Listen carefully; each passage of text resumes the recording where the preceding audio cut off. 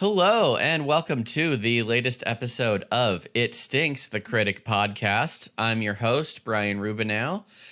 Today we're going to be looking at Season 1, Episode 12, Uneasy Rider.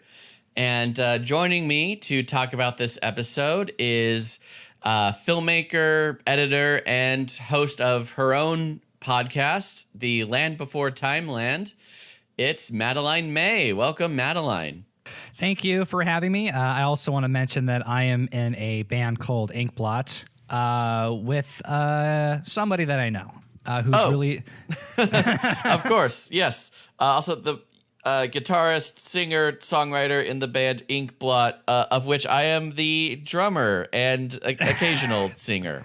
I love how much it means to you. Like, you just remember to say that every single time to people. You're like, oh yeah, I'm in this band, I guess, whatever. I love you, Brian. You know that, and I'm excited for us to play again once there aren't any infectious gas that turns people out inside out going on outside. Yeah, once that whole thing dies down. But yeah, I love being in the band. We got to play gigs pretty regularly for almost a year before this whole thing started. Yeah, we were doing really well before. Like, we had a bunch of shows lined up before the coronavirus struck. So hopefully, I think we'll be able to get that again. So, people listening to the podcast, stay tuned. We'll be performing before you know it. Yeah. And in the meantime, you can still listen to the 4-song demo we recorded on SoundCloud. I'll put the links in the description of this episode. But yeah, check it out. Inkblot the band on all the socials. Stick that in your ears after you get done listening to this podcast. Yeah, and Madeline's podcast, I should mention. Yes, listen. Yeah, if you want, it's a Land Before Time. I mean, I'll say that more. I'm sure there's a plug I get to do at the end or some shit. Yeah. Well, no, we can talk about it briefly, just because you were also kind enough to have me on as a guest. My episode will be coming out in a few weeks, I assume. In a few months. We're not as we're doing it bi-weekly. I think this is a weekly podcast. Okay. Yes. Yes, it is. So you'll in like 2 or so months we'll have your episode up. Cool. So yeah, look for that. It'll be we talked about Land Before Time 7, The Stone of Cold Fire. Yes, which I pitched to you as the one with aliens in it. Yes, and just to sum up my thoughts on it, well, to quote Jay Sherman, it stinks. Speaking of it stinks. Yeah, so if you're ready, let's get into this episode. Let's do it. So yeah, Uneasy Rider. I guess, just talk about this episode in general. They kind of do, I think, what every sitcom does, but usually when it's in it's, I don't know, 3rd or 4th season, where they're like, well, let's give our main character a new job, or let's take them out of their normal routine or whatever. But here it's not even the first season, and they're like, well, let's make Jay not a film critic anymore. It's something that happened a lot in The Simpsons as well, with Homer had like a new job every week, it seemed, for a couple of seasons. I guess he still does. I mean, that's still kind of the pattern with him. Yeah. I guess for me, like, I guess just to quickly kind of give my background on the show, The Critic, I didn't really get into it until college. Because when I was younger, I didn't like watching animated sitcoms. Like, when I was a kid, like, I needed like flashing colors in front of my eyes, like, at all times. Mm-hmm. So like a show like The Simpsons, like, which I watched because it was on, and my parents like watched Fox, the channel, pretty regularly, so I would watch when it was on. But like, it wasn't my favorite show because I wanted to watch something with explosions and like superheroes and stuff. So that's tends to be the stuff that I would gravitate towards. But in college, one of my roommates was a big Simpsons fan and got me into that, and I binged like the golden era, like seasons 3 to 9, and loved every second. And he was also a big fan of The Critic, and I didn't watch as much of that. I watched a couple of episodes, but like I remember them being like the funniest things I'd ever seen, and really liking it. And to this day, I still remember like the Orson Welles impression. Yeah. I still remember. I still go like, "Oh, they're even better when you're dead," and stuff like just sticks in my mind like forever. And it's really funny. And so it was really fun to kind of come back to this show that I've been meaning to finish for this podcast. Cool. Yeah, no, I agree. A lot of the jokes in this show really do hold up. Like they're so memorable. Like they just kind of, stick in your memory. Which is, certainly why, I'm doing this podcast in the first place. So yeah, let's get into this episode. I'll just give the synopsis here. Jay quits his show to become a truck driver after he's asked to promote savvy Indian chewing tobacco on the show.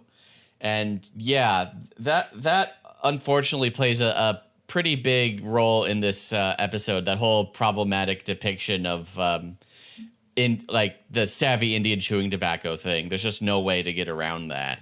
Yeah, this episode has not aged well. There are multiple jokes in this one that I was definitely uncomfortable with, but I still enjoyed it. I think for the most part, like even with admittedly like all of the problems of which there are many with this episode, I still had a good time watching it. Cool. Yeah, I did too. Even though it's like definitely not one of my favorite Critic episodes, there are some good gags in here. So let's start at the beginning of this episode. We start on Jay's show where he's reviewing Jack Nicholson in Chicken, his follow-up to Wolf. Cock-a-doodle-doo, baby. Don't be scared. Scared of what? You're a big chicken. Just for that, I'm gonna peck up your wall. Cluck, cluck. Very, very simple gag. I like the mention of Wolf, a movie I very much remember watching as a kid. I've never seen that one. I was probably too young to watch it, but I was a big fan of werewolves growing up. So like I loved werewolf movies. I like that they just become wolves at the end. Sure. The ending is like, oh, we're just wolves forever now, or whatever the fuck that ending was. So I did appreciate this joke, and I like the final punchline of him like just pecking holes into the wall. That was good. Yeah, that was pretty good. Wait, so what are your favorite werewolf movies? Oh God, I mean it's cliche, but American Werewolf in London is probably the best one. Oh sure. I love that movie a whole lot. I remember hearing once that they, I guess before they made the sitcom, they were going to make a sequel to What We Do in the Shadows, but it was going to be focused on the werewolves. It was going to be sort of like a spin-off movie. Oh, that would have been great. I love the frat boy kind of werewolf. Yeah, guys in that movie are so funny. Oh God, yeah, the whole movie and the whole show are hilarious. Anyway, so yeah, we get Jack Nicholson as the chicken. Then we also we kind of roll right into the next movie that Jay is reviewing, Rocky VI, which is also Texas Chainsaw Massacre 4. Just a very simple gag of Rocky facing off in the ring against Leatherface with his chainsaw, which is just amazing. I would definitely go see that if it was real.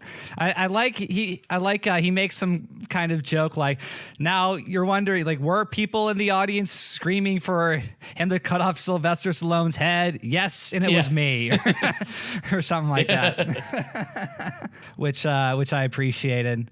And I think this is where the guy comes in, the Ted Turner like character.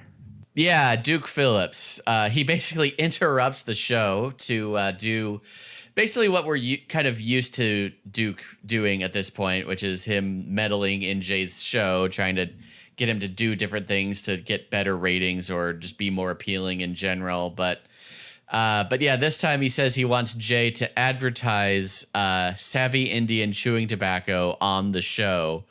And I think, I don't know if it's right here, they do it right away, but they basically say that they changed their name from Savage Indian Chewing Tobacco, which I thought maybe they were going to do some sort of like, satire of like different things that are named after native culture, like, the different sports teams and whatnot. But no, they just sort of mention that and then just plow straight ahead. Yeah, it was a weird joke because, like, I think what they were trying to say with that is like, oh, the icon used to be worse and it used to be problematic, but then it also kind of implied like now it's better because like Jay Sherman's problem with doing the commercials, he doesn't want to promote tobacco to children, even though like it's still an offensive stereotype. It's just a different one on the cover. Yeah, it seems like the show is coming down against product placement and how that sort of like cheapens the message of the show, but they're not coming down against the whole problematic depiction of native culture. Yeah, I mean, and I guess it was the 90s. Like, this is probably as progressive as you're going to get to Native Americans in a cartoon sitcom, unfortunately, which is not an excuse, but I can also see how this would happen. Like, I'm sure some writer thought, oh, this is a progressive joke, but in 2020, like, no, that's very much not a progressive joke. Yeah, and this was still, I think, a couple years before we would get King of the Hill, which probably still has the best portrayal of a native character probably in any sitcom, animated or otherwise. Yeah, and even like multiple Native American characters, which is really cool. Right. I will say that this exchange does have maybe my favorite joke in the episode, where he says that he's very popular among children, and then like the kids put a piece of meat on the screen, like, look, it's the Bologna Man. Yeah. Here's a fun fact: Burt Reynolds is balder than me. Look, it's Baloney Man. That was great. Yeah, the show occasionally will like cut away to the people watching Jay's show and just the various ways they make fun of him, which is always good. And then so Jay basically says he doesn't want to do it, he refuses to do it. So Duke kind of threatens him, saying, "Oh, anyone could review movies, even a trained SEAL." And then we actually, like, Duke reveals that he does have a trained SEAL who is reviewing movies.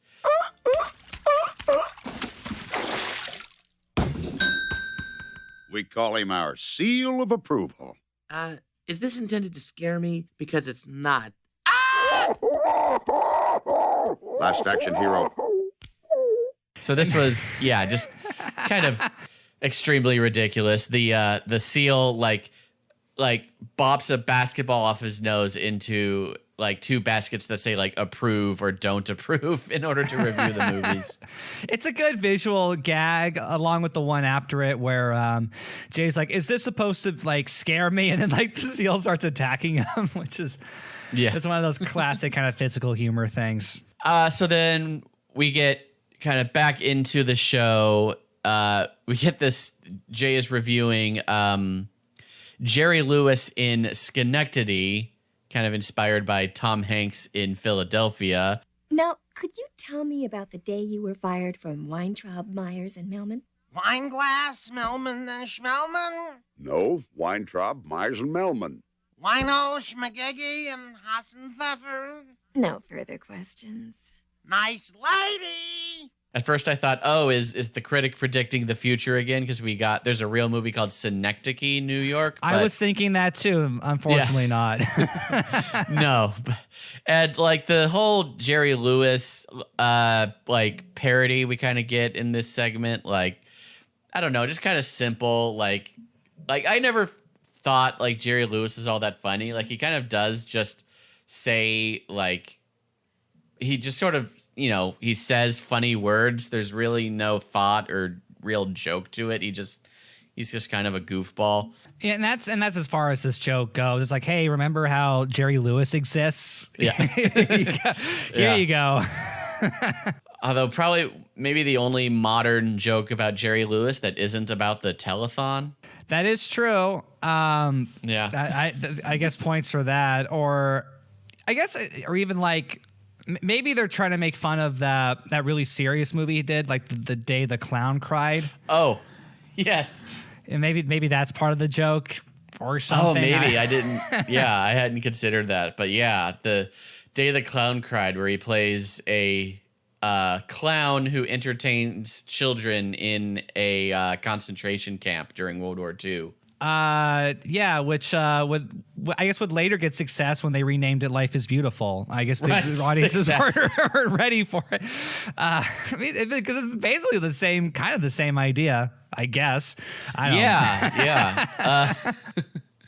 Oh my God. All right. So, so after that, Jay is interrupted by an actual Native American, like kind of holding a sign promoting the tobacco. So that prompts Jay to tear up his contract and quit the show. And then, of course, you kind of know what's coming. The shredded up contract lands at the feet of the Indian, who just looks at the camera and tears up like the classic commercial. Yes, it's incredibly predictable. I don't know, maybe this was new in like the 90s when this came out. I mean, really, I've only seen this joke work once, and that was in the Futurama episode where they go to Mars with the Martian, the native Martians. And I think one of them, I can't remember who, like throws a can on the ground, and the Martian does the cry thing, and Leela says they're so protective of the environment, and then he picks it up. He says like Sharon used to drink cola. That's pretty good. Yeah, they subvert it. Yeah, I like that. And also, in case people didn't know, the actor in that commercial, not even a real Native American. Of course. God damn it. Yeah. Yeah. All right. So let's see. So Jay quits the show. And then we I guess flash forward to Jay and Marty having lunch, where Jay's just kind of talking about, what just happened. Marty says, that's okay. Money isn't important. And then Jay starts panicking because, it's New York, and he's probably doomed. So he immediately begs for a job at the restaurant from the teenage clerk, who we learn is named not Mr. Pizza Face, it's Pizza Face. Oh, please, I gotta have this job, Mr. Pizza Face. That's Pizza Face, and we only hire senior citizens. It's part of our Enslave the Elderly program. Now that Greece has reached its boiling point, thousands of French fries are entering the skirmish. Quit goofing around and put on your hairnet. And that's the way it is. Is it supposed to be Walter Cronkite who's working in the restaurant? Yeah, that's what I was wondering. I think it is supposed to be a news person. Yeah, I think it is Walter Cronkite. I think that's the joke. Yeah, I definitely got kind of a news journalist vibe, and yeah, kind of looks like Cronkite. So yeah, I'll just say that's who it is. Are we still in the restaurant at that point? No, he does. He goes back to talk to his son, and his son recommends he takes a vacation. Right. So then, yeah, Jay imagines himself. Day 5 of my European vacation. Where to next? Milano? Brussels? Ooh, how about beautiful Naples? Naples. Why visit when you can bite the cookie that bears thy name? So he's at home watching his own show, where he has been replaced by Rex Reed, who is happily promoting the chewing tobacco.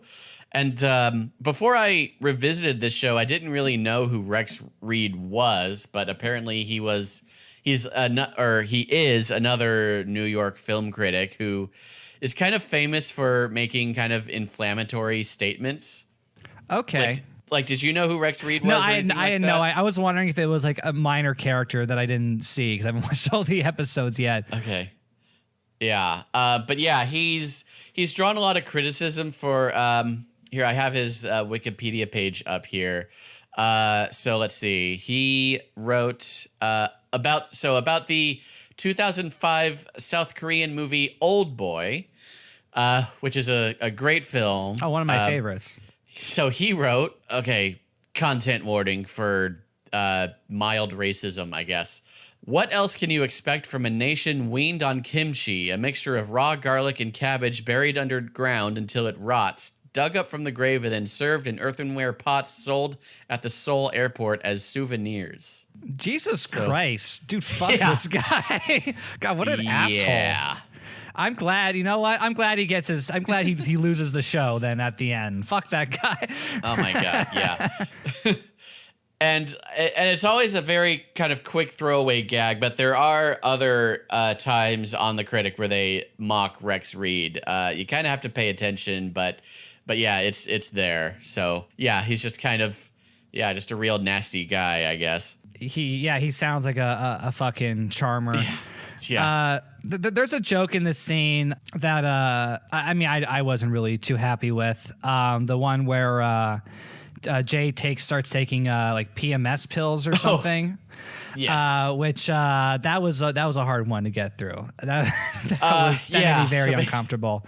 So basically, Jay, to make some extra cash, he is testing a PMS drug, which just makes him kind of act in these sort of stereotypically feminine ways, where he's he has mood swings, he's concerned about gaining weight. It's just it's not. That's about where I think gender discourse was in the mid 90s. It's very the age of like that this was the age of like Married with Children, like if you've ever seen that, the classic working class slob who has a hot wife who he hates. I mean, I guess just for me, it's kind of extra uncomfortable. Like, I'm sure your audience can't tell because of my beautiful sing-song voice, but I am a trans woman. And just any kind of joke like this, I do get really uncomfortable with, especially with how prominent it was. And I kind of just, came out a few months ago. So for a large portion of my life, I did laugh at jokes like this. Mm-hmm. And it's only kind of recently that I understood like, oh, that's why it's so wrong. And now that I kind of see me, being kind of made fun of, like the joke is that, Jay's acting like a woman when he is actually a man. Like how funny that is that. Yeah. And, I just, stuff like that just makes me very uncomfortable. Yeah, I know. And that's something that I've really tried to become more aware of recently, is just, what is it like to see like your identity being used as a punchline? Because honestly, that's something that I, as a straight white male, will probably never experience. So I just try to, be aware of the shows or movies that I watch doing that, and just try to listen to my friends and people who are the victims of that whenever they complain about that, to really just take them seriously and really just pay attention to that. Yeah, it's all you can do. All you can do is be an ally, because we all, there's not a single person that understands every single marginalized person, simultaneously. That just doesn't exist. Every person, from every possible group has some kind of learning and educating to do, just because of how our society is built. So, don't feel too bad, Brian, about, never getting it on the first try, because most of us don't. And just, do what you can, listen to people, and then, just do your best. That's all I try to do. That's all anybody can really do. Yeah. Yeah. That's all we can do. Cool. So, so let's, I guess, soldier on from that. I know, very funny, happy conversation in our in the comedy podcast. So then, so Margot drops by, which is where we got that whole thing. And then we kind of get a lot of these kind of rapid fire like flashbacks and things like that, because like directly after this we flash back to Jay graduating college. Look, don't panic. Remember how insecure you were when you graduated from college? Dad, you've always been sort of like a father to me. What do you think I should do with my life? Oh, that's a good question, son. Now, here's one for you. They're called fingers, and yet they don't fing. Noodle that one for a while. I mean, it's a parody of the scene from The Graduate, but Jay is talking to his dad, which we get. I love this line where Jay's like, "Hey, Dad, you were kind of a father figure to me. Like, can I get some advice?" I thought that was great, and then Franklin in his typical Franklin, being his typical Franklin self, of course, just says a nonsense sentence, which actually Ethan pointed out, I believe, in episode 5. This exact line shows up in The Simpsons. I don't recall which episode, but yeah, he says they call them fingers, but you never see them fing. Which, yeah, just a weird, I guess. Is that something that Homer says? I think so, yeah. I think maybe when he's tripping on the chili from the chili cook-off or something. Right. You know, I actually had a question about that because, like I said, it's been a long time since I've seen this show. And as I was watching it, like I was noticing it in the credits, like all of these like names, like Brad Bird was consulting producer. I saw Judd Apatow's name in the credits, and I saw that at the end it was also a Gracie Films, like The Simpsons was. So were writers like working on these shows simultaneously at this time? Like, how was that workload presented? I really don't know. I think for the most part they had separate writing staff. Like I know that Al Jean and Mike Reiss worked on both The Simpsons and The Critic.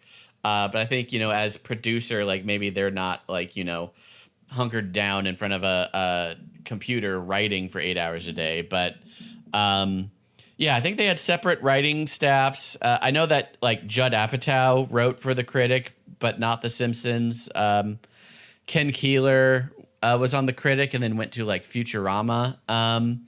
So yeah, there was definitely a lot of like cross-pollination. So yeah, maybe that's how it happened. Because I know like Brad Bird worked on both. Right. I know that. Yeah.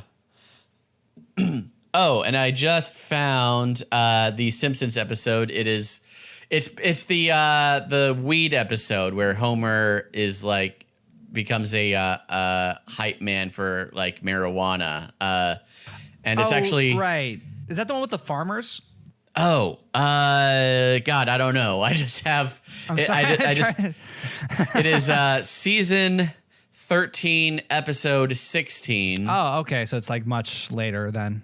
Yeah, and it's actually Otto, the bus driver, that says the line in question. They call him fingers, but I never see him fing. Oh, there they go. All right, so yeah, we were in the middle of this flashback to Jay graduating college, and like one of his dad's friends, I guess, just says he gives him one word of advice: trucking, not plastics, like in The Graduate. He says trucking. And that gives Jay the idea to be a trucker. And I was pretty excited at this moment because I need to phrase this a certain way. I'm not fascinated by trucking. I'm fascinated by people who are fascinated with trucking. It's because like there are people that are like super into this idea.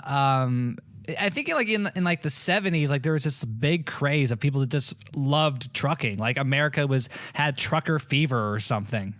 Yeah, I don't really know. Well, the only thing I ever think, I mean, my favorite thing that to ever come of trucking is the cinematic classic Over the Top with Sylvester Stallone. God. One of my favorite movies of all time. I love that movie. I've watched it like 100 times. Yes, where Sylvester Stallone wins back his son by winning an arm wrestling tournament. And it's even more incredible than it sounds. Go watch that movie, audience, if you haven't seen it. It's a canon film, so you know it's amazing. Oh, hell yeah. I just remember the kid in that, the guy that plays Sylvester Stallone's son, being so annoying. Oh, he's awful. Like it's and the movie's just bonkers. Like people are just like losing their minds over like fucking arm wrestling. It makes no sense. It's so cool. Oh yeah. All right. So yeah, Jay gets the idea to be a trucker. Then Margot reminds Jay, or she like cautions Jay about like a sudden career change, reminding him of when he was a lumberjack. Now, Jay, don't make any rash career moves. Remember when you dropped out of school to become a lumberjack? Tim Burton! Well, the lumberjacks liked me. We ate like kings that night. So that's what I meant when I was saying we get a lot of these like rapid flashbacks in a row. Like definitely like that sort of Family Guy style of humor, except years before Family Guy. Because that was the one thing I was thinking about, because in this episode specifically, there are so many jokes kind of happening like rapid fire, especially at this point, that it did really remind me of like early Family Guy, like the first couple seasons, which, you know, I argue is actually pretty good. Like I'm actually think those first couple of seasons are actually pretty solid. And also different from New Family Guy, because New Family Guy like isn't as fast with the jokes it used to be. It kind of just has a couple jokes that it extends to 5 minutes, and like that's the joke that it extended it to 5 minutes. Right. But in the early days of Family Guy, they would just have like one joke after the other. So even if you like didn't like one of them, there was probably like another one coming up in a couple seconds that you were gonna like. Yeah. Which is also, I think, really similar to like what The Simpsons was doing around this time. Like seasons like 4 and 5 were really kind of heavy on flashbacks. Were really kind of more rapid fire than the even like seasons like 7 and 8 were. Yeah, and I remember like a lot of scenes in The Simpsons. Like the scene would start with like the family watching television, so we watch whatever ridiculous thing they're seeing on TV. So that's just like a quick throwaway joke we get to begin the scene, and then whatever the family is talking about is just completely different. Yeah, they do a lot of that kind of stuff. Yeah, and I guess I assume that these two guys were probably writing during that time on The Simpsons, so it makes sense that they would transfer that over to The Critic. Yeah, so then so this flashback that we get of Jay briefly working as a lumberjack, he tops over a tree and it crushes a spotted owl sanctuary. It's very, very sad moment. Oh, very sad. But then Jay's like, but we ate like kings that night. Oh, which is great. Oh no. They must have killed a lot of owls then, because I don't think there's a lot of meat on their bones. So it's a very sad day for spotted owls. You know, I've never eaten an owl, so I have no idea. But oh God, you're missing out. It tastes it tastes like owl. You'll understand once you eat it.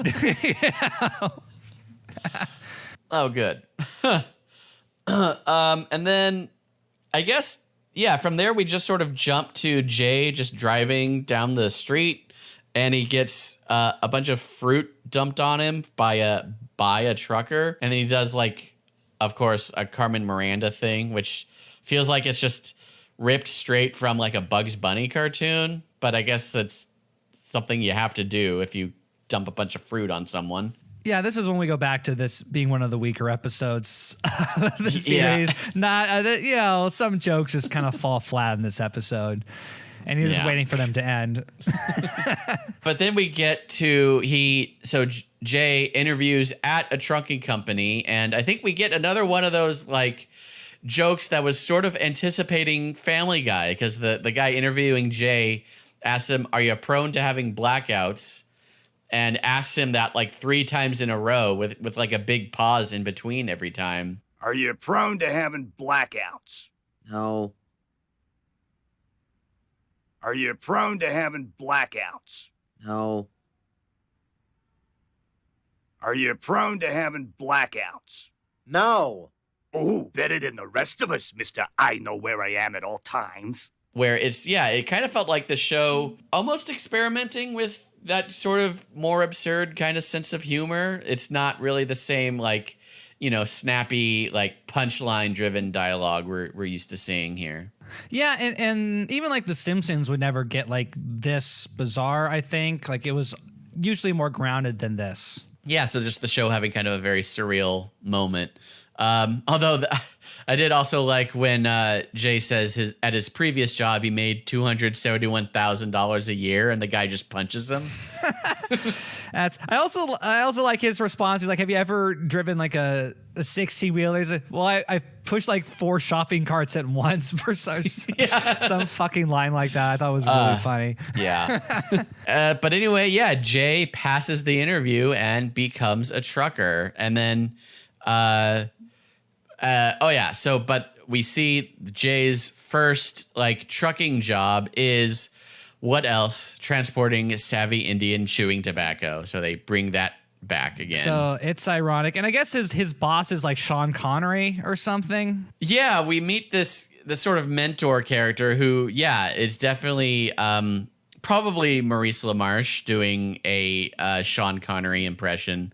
Though that's never really, remarked upon. It's just sort of left out there. Yeah, I don't know if like Sean Connery was in a trucking movie that I don't know about. I mean, I would doubt it, but who knows? I mean, Sean Connery's been in some weird movies. Yeah, I don't think so. Although, I have to say I think the biggest miscasting of Sean Connery ever is in the first Highlander movie. Have you ever seen Highlander? I love Highlander. Oh my God. Awesome movie. So Highlander is, it's a Scottish legend. He's a Scottish warrior who is immortal and like fights with a sword and all this stuff. Played by Christopher Lambert, who is French.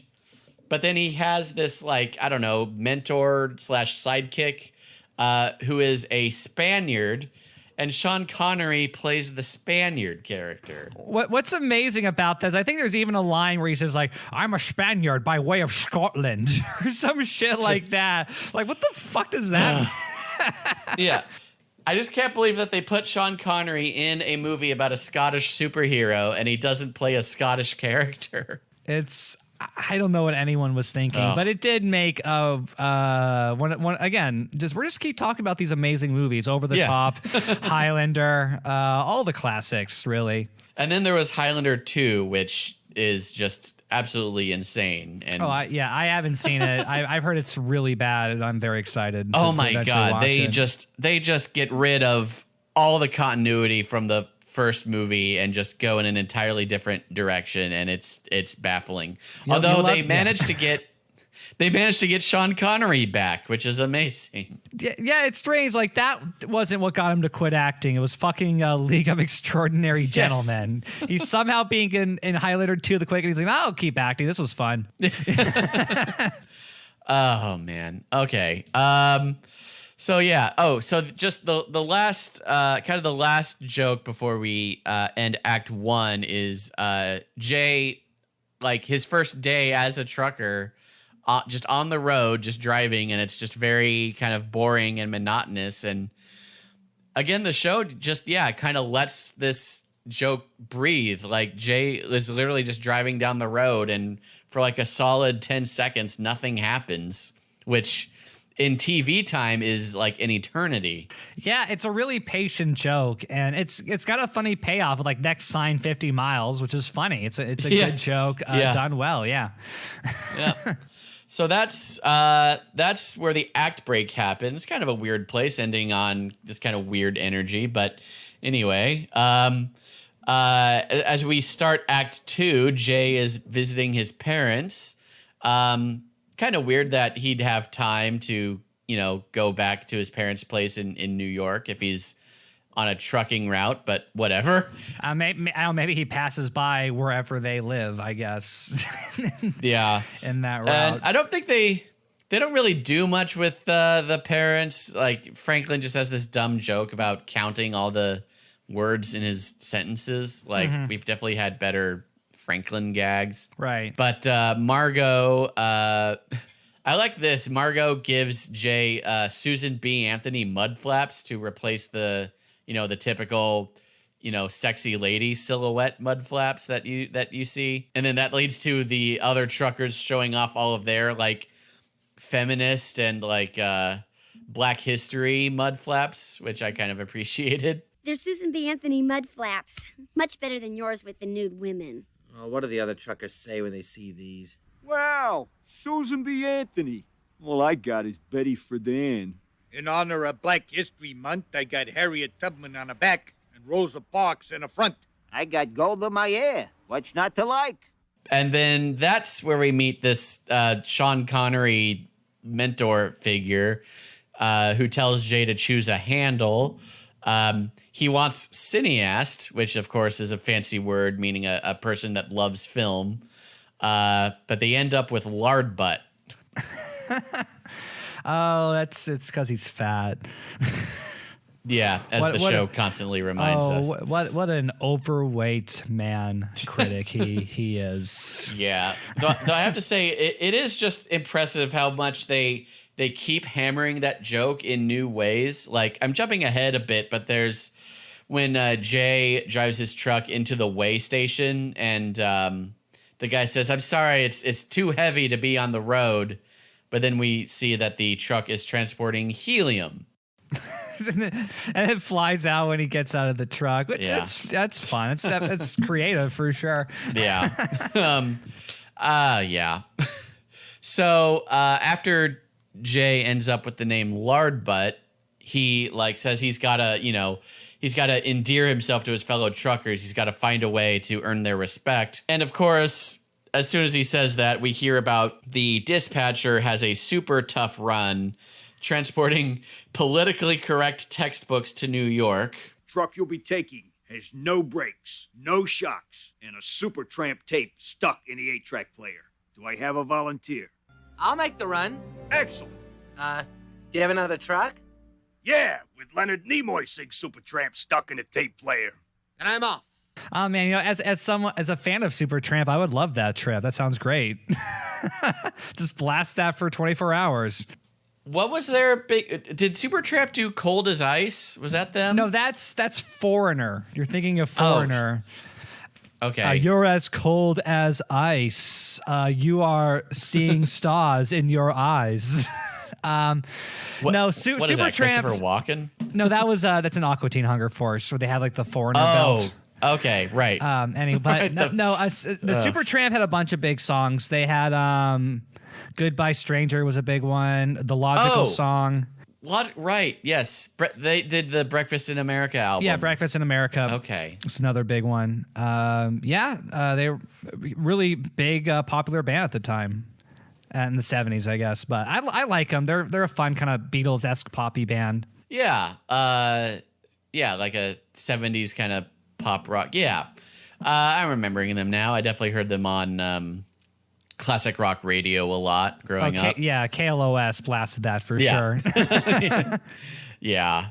But yeah, so Jay volunteers for this impossible run. So then we're on the road. Jay is on his CB radio, and then we get this thing where he's looking for female companionship. I'm seeking female companionship. Me, sensitive, kind. You, not fat.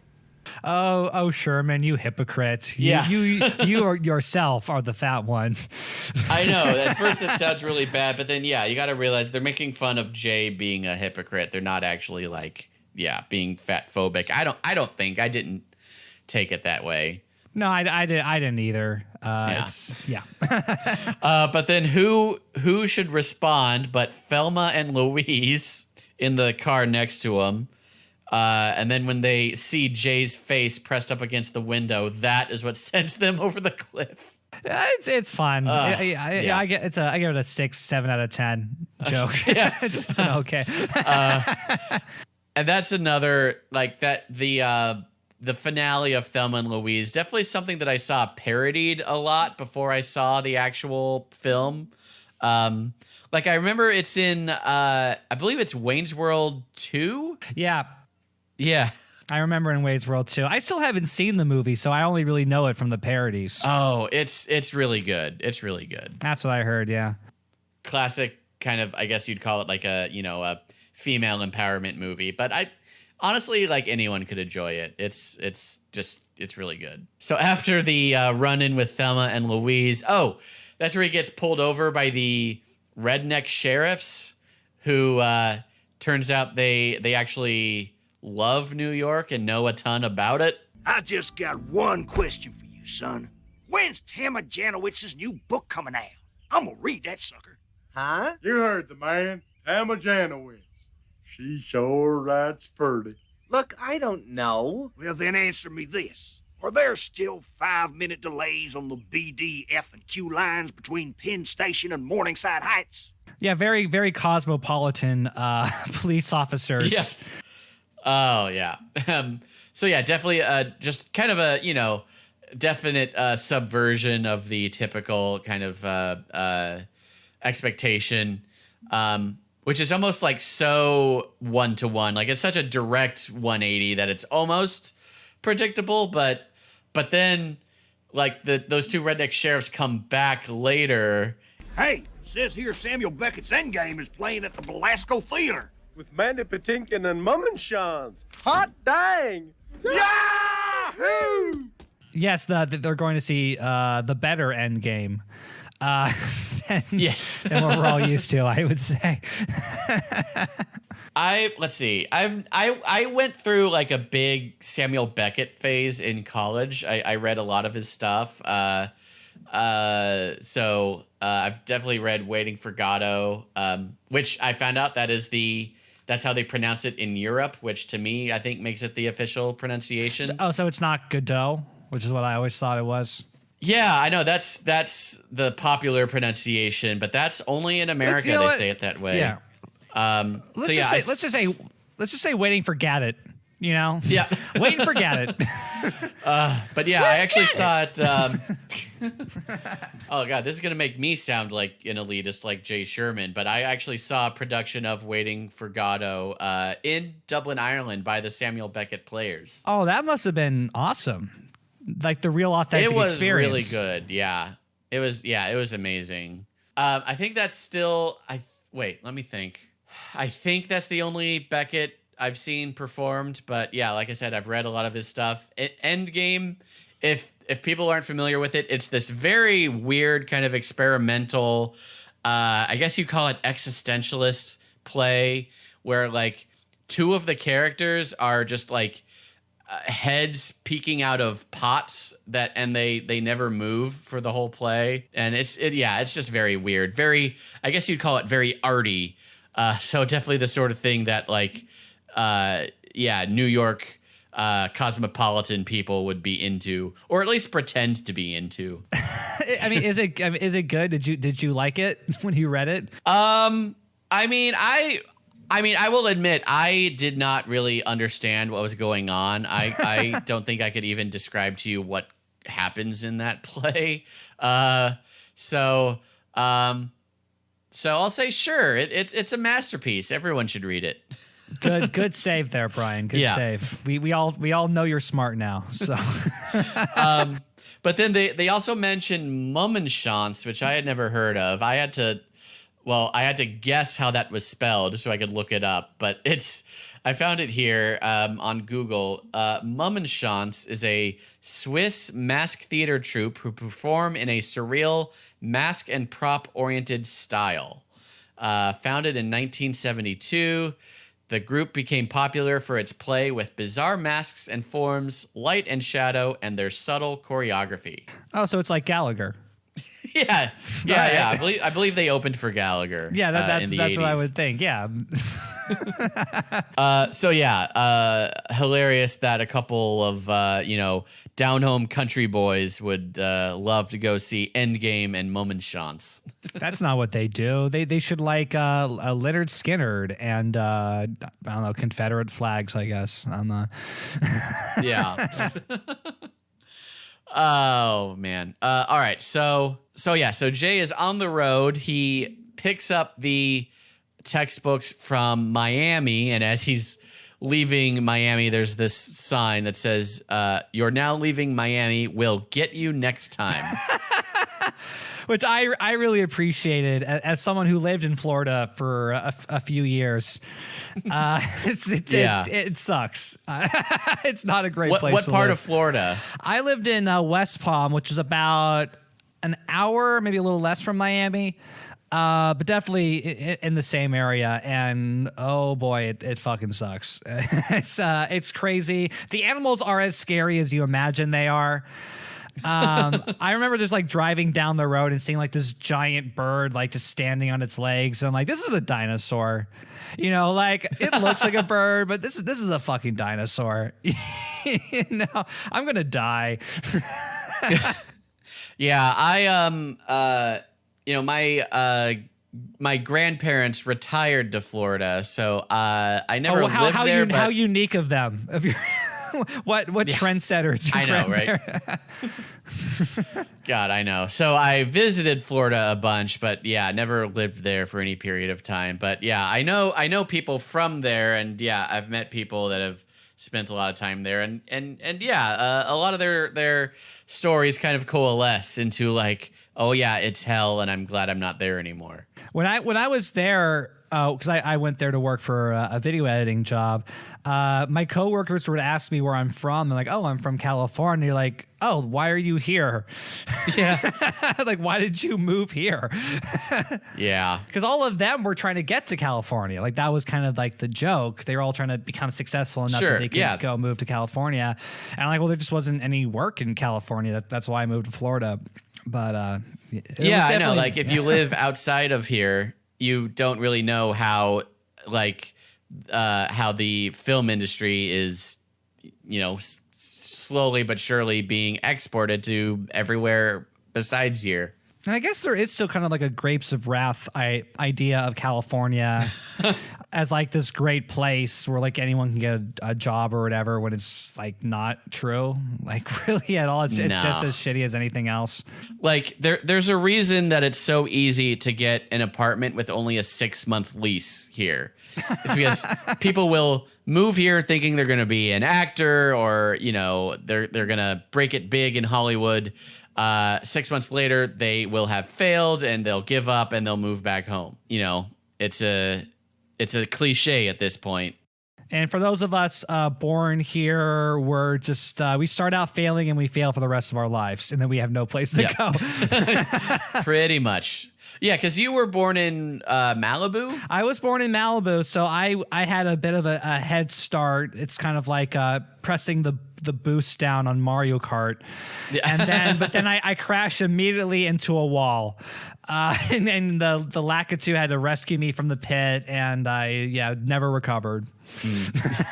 Yeah, I was born and grew up in the San Fernando Valley, which is also a bit like getting the mushroom in Mario Kart before inevitably getting a blue shell. Or I shouldn't say blue shell, because that implies I was in first place, which I definitely wasn't. But yeah, just to continue that whole Mario Kart analogy. Yeah. All right, so let's get back to the episode, shall we? All right. Okay. So Jay is on his way back to New York with these textbooks, and he says he can't stop for anything, and then he's tempted to stop by things on the side of the road, including a bunch of French chefs that their bus has broken down. And I liked this. The meet Ingmar Bergman, 25 cents. That was a good one. I did enjoy that. Yeah. It like if only they had actually gotten Ingmar Bergman to do like a vocal cameo or something, but but that was great. So he eventually, he does make it to the school, and we get it's another parody of the classic movie scene where they're like, he's on his way. We just can't give up hope. I'm sorry. The politically correct book truck's not here yet, but the driver's on the way. When is he gonna get here? He or she, son. He or she. All is lost. Yeah, this subplot was interesting because I wasn't sure if the writers were making fun of PC culture or if they liked PC culture.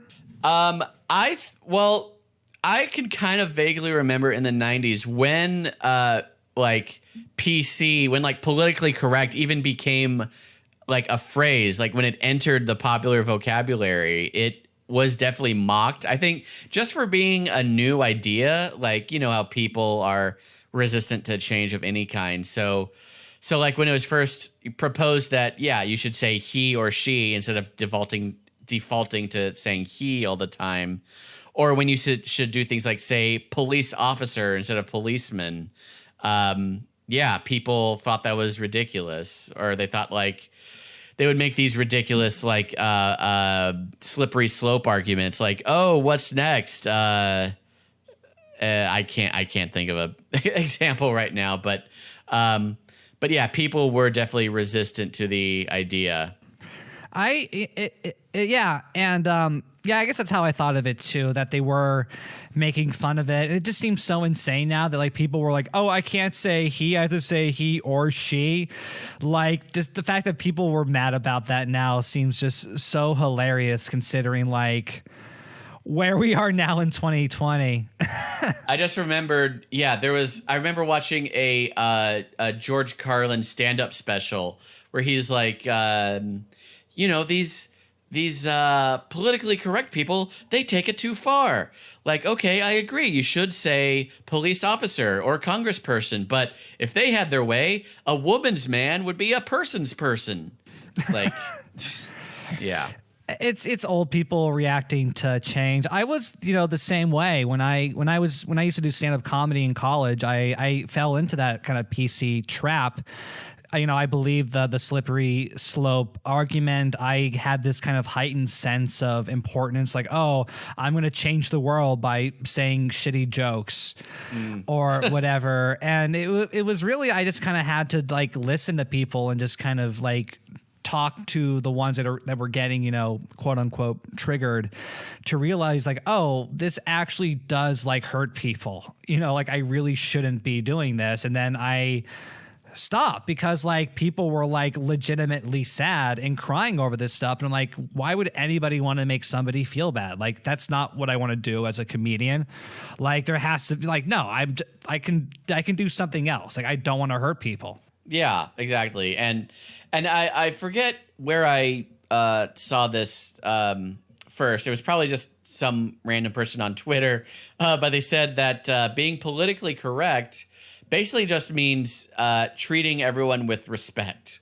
Yes. And you know, when you kind of realize that, then yeah, it makes a lot of sense. And then suddenly like seeing people being against PC culture, you kind of realize, oh, they just want to be dicks. Yeah, like how dare they say I have to treat everyone like a human being? And I talk like to how dare they be inclusive? It's so funny, and I love there was some comment like when this was kind of having a resurgence in the 2000s. That guy who makes like who's kind of known for making really dark jokes, Anthony Jeselnik, I think is the guy's name. Oh yeah. When this was all happening, he made like some statement that was like, look, if people aren't laughing at your joke because you're like being, you know, unpolitically correct, like write a better joke. Oh yeah, and Anthony just like that's the guy whose whole career is making offensive jokes. Yeah, and he was like, dude, like clearly you told a bad joke, like make a better joke. You know, and I thought that was so funny. Like, yeah, like you said, like the guy who's like known for this stuff was like, no, like clearly PC is fine. It's good. Like, you know. Yeah. Yeah, even if you listen to Anthony Jeselnik's material, yeah, it's all really like offensive and shocking, but it's never punching down. You know, he definitely picks his targets wisely. Did you ever have this when I was doing stand-up comedian, I always kind of got the impression that like the dirtier a comic was, like the nicer they were, and the cleaner a comic was, the bigger of a jerk they were. That is maybe true when you get to like real like professional comedians, but if you're talking about like the people that open mics, it's kind of the opposite. Oh, interesting. I guess I was thinking of like headliners and stuff when I used to do shows. I remember like the people that were making like the more like kind of dark stuff were like super nice to me, and then there was like these guys that like wouldn't swear or wouldn't tell any kind of like, and a lot of their jokes I would honestly even call like not politically correct, because it was a lot of like whatever, and they were always like super mean to me. They were like just complete assholes to me. I don't know, maybe that's just a separate observation. I don't know. Yeah. Anyway, I did open mics for about maybe like a year and a half, and it was just a real eye opener for me, because I had been a big comedy fan for a long time before that. I'd gone to a lot of comedy shows, and when I finally got the inkling to kind of try it for myself and started going to open mics, it really opened my eyes of just like, oh my God, like stand-up comedy is a terrible world. Oh yeah, that's why I left it, because I was just sad all the time. And like performing at an open mic in front of like other angry comics, if you even get an audience, is like the worst feeling in the world. I wouldn't wish that upon anybody. It's fucking demoralizing. Yeah, it's such crab in a bucket mentality. Yes. Everyone's trying to pull you down, because like nobody wants anyone else to succeed, because everyone's like just hardened and like just fucking miserable because they've been doing the same open mic for like 30 years and never got anywhere. Yeah, that's why I felt really fortunate as someone who wanted to do comedy in LA but didn't want to do stand-up. Like I gravitated much more towards sketch comedy, which is like, you're on a team, so it's collaborative by nature, and it's just much more of a positive environment. Like people who come to your shows are like happy to be there, and everyone in the show like loves doing it. It's such a different world. It is really fun. Like I started getting to the sketch comedy when I moved back from Florida. I met people like you. And, some of the other, because I didn't really know what sketch comedy as a world was until I started kind of going to the shows like the Pack Theater and things like that. And it is a different environment. It's a lot more fun. It's a lot more supportive. Like, I just remember being in comedy, like everyone just like hating each other, and like nobody, like you had to do so much work to like prove yourself as like one of them. Oh, yeah. It reminded me a lot of like nerd culture, like when you join a fan club of some kind and like until you prove that you know everything about like Goku, like no one will talk to you. It's like until you bomb like 100 times at an open mic, like nobody will respect you, which is just a shitty attitude to have. It's just not a cool way of looking at the world. Yeah. I'm glad I'm not doing stand-up comedy anymore. Although, all respect to people who want to do that, because like I know there are people who aren't, they don't have that toxic attitude. They really they do want to perform and just entertain people, which is definitely a noble profession. So more power to them. Absolutely. I guess now getting back to The Critic, where we are.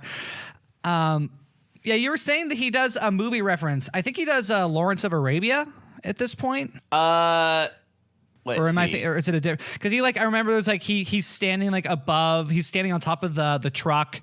And there's all this music. Is that a Lawrence of Arabia reference, or is that something? It could be. I haven't actually seen Lawrence of Arabia. It's pretty good. I mean, it's got some problems, but it's pretty good. Yeah. It's also like 4 hours long. I had to watch it in God, I don't even remember where maybe it was even high school I watched it. That sounds insane, but yeah. And I mean, I say that as someone who's not really averse to long movies. Like one of my favorites is Barry Lyndon, which is 3 hours, and I voluntarily have sat through Avengers Endgame multiple times. Yeah, which is 3 hours. I gotta see Lawrence of Arabia one of these days.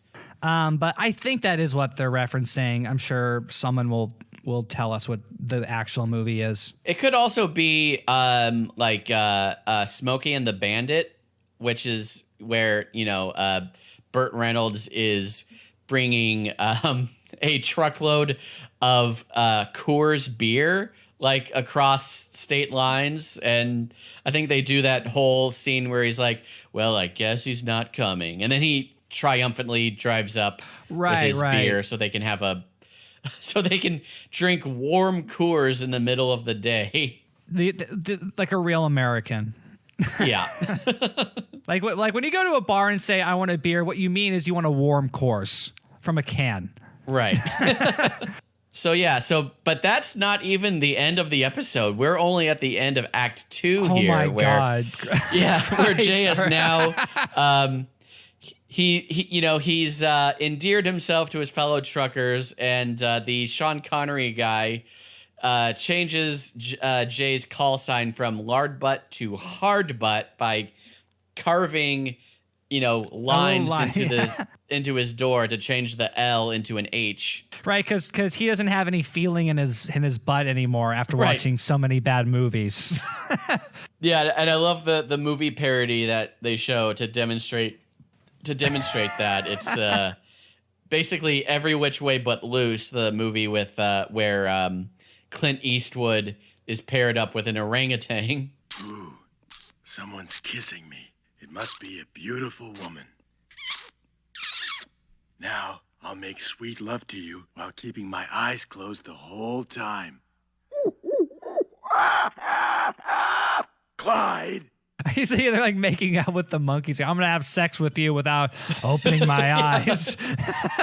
Yeah, one of the racier jokes, I think, in the show. Oh, where, yeah.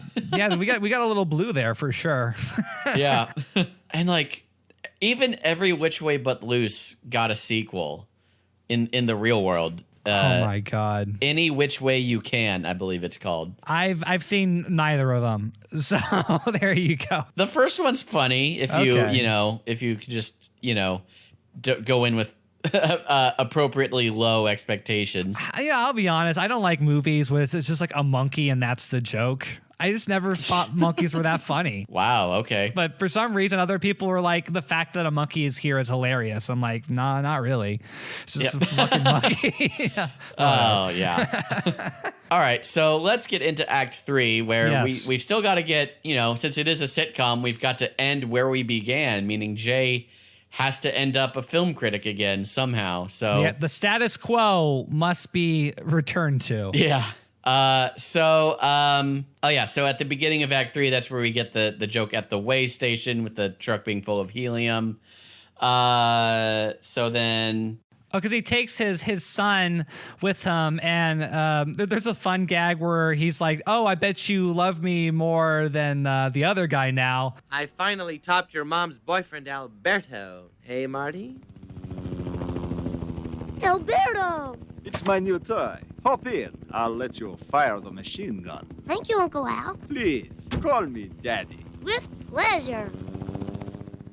And he comes down on like this airplane, which I thought was a nice touch. It looked like it had like Gatling guns on the side of it. Yeah.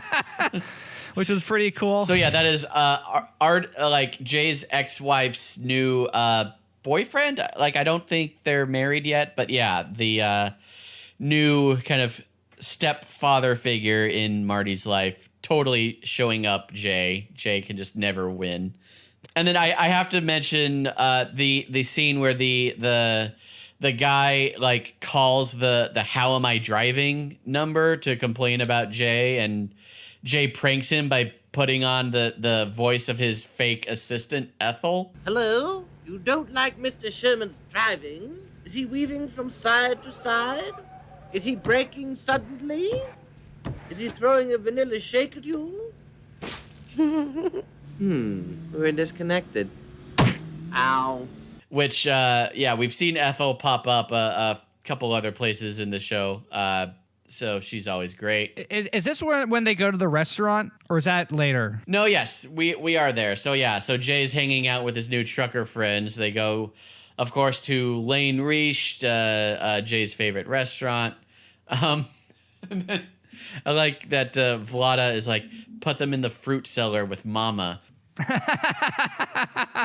And then that's where we saw that. Yeah, that's where we see the cops again, and which is a fun little callback. Yeah. So then, as they're leaving the restaurant, there's kind of a mix-up at the valet, which, well, here we get kind of another kind of problematic joke. The truck has been stolen by just a gay guy who says, "Wait until the boys at Club Manhole see this." Okay, yeah, I was wondering what the joke was supposed to be. So yeah, it was. Well, like, I'm joke. not sure what the joke is supposed to be. Well, that's what I actually, was because I thought, like, is this just a gay joke? I guess. Or all right. Well, I mean, okay, so he's a gay character, but then what's the joke with gay people and big trucks? I don't really get that. I don't. I guess they're gonna shove the truck up their asshole. I guess that's what gay people do. I don't fucking. I don't know. Maybe they're gonna turn it into like a party bus or something. They're gonna like go dance in the cargo area. I don't know. Well, I am gay and I like trucks, so I guess I answered my own question. Or all whatever. Right. Yeah. So anyway, back at Lane Reach, the truckers say they're going to go see the movie Ultimate Force. Just based on the name, they're sure it's going to be awesome. But it turns out to be a science documentary hosted by Stephen Hawking. And so gravity remains a mystery and truly the ultimate force. It's a bloody science documentary. But it's not very bloody. And now to quote a joke I once heard. Planck's constant is neither. Ha, ha, ha.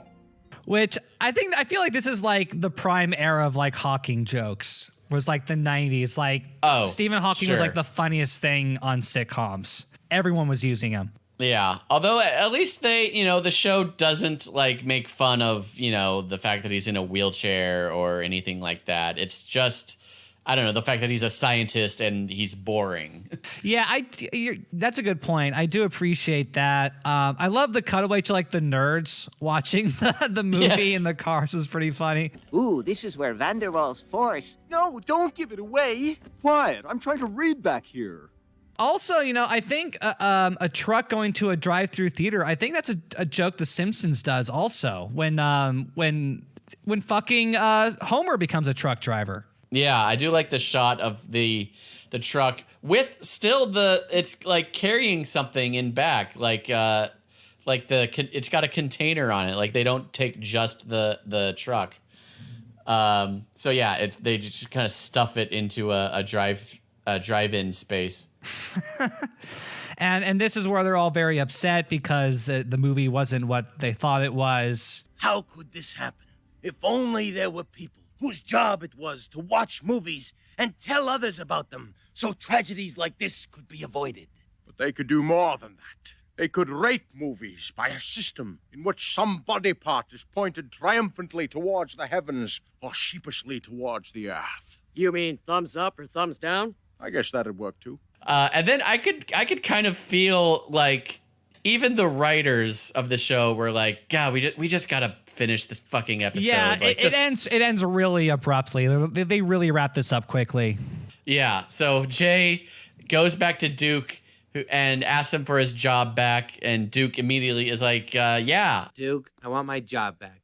You got it. Rex Reed's filthy tobacco habit is turning off our key 2 to 65-year-old audience. And then we get the black circle closing in to a black screen, and it says the end, which we even end on like not that great of a punchline. But that even leads to this weird little coda where we've seen this before in the show too, where Jay like comes out from behind the curtains as like this post-show sort of like, all right, we're kind of like, dropping the fourth wall now. We're going to address the audience directly for not really any good reason. Well, that's our show for tonight. If you want to read more about trucking, I'm sorry, but there just aren't any trucking books out there. Which is pretty funny. I thought that was good. And but right, like he says, you can write in for a transcript of the show, or write what you think the moral is, or something like that. Yeah. just a very weird scene that I didn't even think was really that funny. And that's what we end on. Yeah. And then you get, I guess, the last gag where he says he's, because I guess they do a theater I'm gag stuck at in the the end, chair. which is fun. And that's it. That's the episode. Yeah. That brings this episode to a close. So yeah, like I said at the beginning, not one of my favorite Critic episodes. In fact, I think, this episode and the one following it are kind of the low point of the series. Do you think this one's better or worse than the next one? I think this one's better because the next one just gets mean. Like you kind of feel like the writers or the producers like lost their passion for the show as a whole. Because I guess just to give a little preview, Jay's mom writes a children's book called The Fat Little Pig, which is obviously based on Jay, and Jay's life becomes hell because of it. Everyone thinks he's the book character. Oh, Christ. And Jay gets a puppy, and the timeline of the episode is so long that we see the puppy become a full-grown dog. But like they never really like use the dog that well. Like they try to give him a couple like cute funny moments, but none of them really work that well. And well, anyway, I should probably save some of this for the actual episode. But, yes, I was just wondering if I lucked out a little bit by getting like the slightly better episode. Yeah, no, I'm sorry I couldn't give you a better episode. I'll have to bring you back in season 2. Oh, thank you. Well, I'm used to watching bad things thanks to my podcast, right. So I'm all prepped for it. But yeah, so you have that to look forward to in next week's episode. Yay! We'll try to make it funny. But yeah, so Madeline, remind everyone what they can, where they can go or what they can listen to get more of your stuff. Yeah, sure. Right now, I guess one of my focuses is this podcast called Land Before Timeland, where me and my co-host Chris Nebergal watch every single movie in the Land Before Time franchise, of which there are 14 Land Before Time movies. Wow. Yes, we couldn't believe it either. The last one came out in 2016, so this is quite an adventure. I think by the time this one comes out, we'll have had maybe 3 or 4 episodes out, and they're something. They're very bad, and but they're interesting bad. Like we were kind of worried that these movies were going to be boring when that hasn't really been the case. There's always been something kind of bizarre to talk about in each episode. And so you can check us out on wherever you get podcasts. Just search Land Before Timeland, including Spotify. We're also on Facebook, Land Before Timeland, Twitter, Patreon, if you end up liking the episode and you have money to spare in these hard times. And also you can check out our band Inkblot on SoundCloud. I think we're on Spotify now. I actually don't know. Maybe we're not on Spotify. We should be on Spotify. I'll put that. I'll get to work on that. Yeah. But we're on SoundCloud, and we're also on Facebook with Inkblot the band, and Twitter and Instagram, and eventually we're going to be doing something with that. We'll figure it out. Yeah, I'm honestly eager to start, having practices and gigs again, because playing in a band, especially with you guys, is honestly one of the best things I ever got involved in. I think. Thank you. I feel the same way. I'm itching to just jam with people because it's so much fun, and it's so much fun to play with you and the rest of the band. So look forward to that. Hell yeah. So check out Land Before Timeland, wherever you get your podcasts. Check out Inkblot. Again, we do have a 4-song demo on SoundCloud, maybe on Spotify. We'll see. And if you want to get into contact with this show, you can contact itstinkspod@gmail.com or itstinkspod on all the socials, Twitter, Instagram, what have you. I check them all. This show is really a one-man operation, so however you get into contact with me, I'll be sure to see it. All right, Madeline, thank you so much again for joining me on this episode. And I hope all of you out there will join us again next week for It Stinks, the Critic podcast. A good smelling podcast. It's not actually a stinky podcast. It's a nice, refreshing air freshener, new car smell of podcasts. Thank you for listening to this episode of It Stinks, the Critic podcast. I'm your host, Brian Rubinow. Our theme song is by Brandon Beck. You can email the podcast at itstinkspod@gmail.com and find us on Twitter and Instagram at itstinckspod.